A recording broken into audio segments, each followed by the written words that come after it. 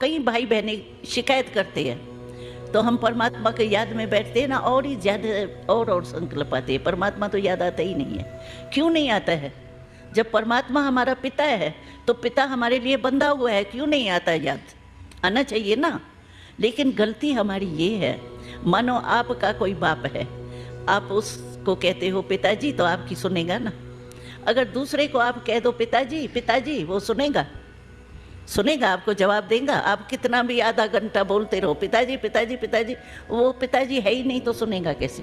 तो हमारी गलती ये होती है कि हम आत्मा बन के परमात्मा को याद नहीं करते।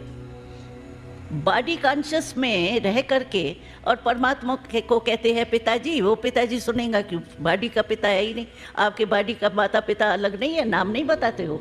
हम पूछेंगे आपके पिता का नाम क्या है तो अलग अलग होता है, या 2-3 भाई होंगे तो एक होगा?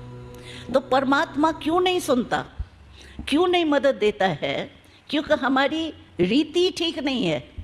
हम शरीर भान में रह कर के परमात्मा को याद करने चाहते, और शरीर का पिता वो है ही नहीं, तो सुनेगा क्यों? मदद देगा क्यों आपको? जब वो पिता है ही नहीं, आपको वर्षा, बेकारी को वर्षा दिया जाता है क्या? बच्चे को वर्षा दिया जाता है ना। तो आप शरीरधारी हो करके उसको याद करते हो पिता, इसीलिए वो मदद देता नहीं, सुनता ही नहीं। इसीलिए आपको शरीर भान से अलग होके आत्मा बन करके परमात्मा को याद करो, तो सेकंड में कनेक्शन हो जाएगा। जैसे ये तार तार का कनेक्शन है ना, अगर मैं इसका रबर नहीं उतारूं और मैं सारी रात क्यों नहीं इसको जोड़ती रहूं, कनेक्शन होगा? नहीं होगा ना।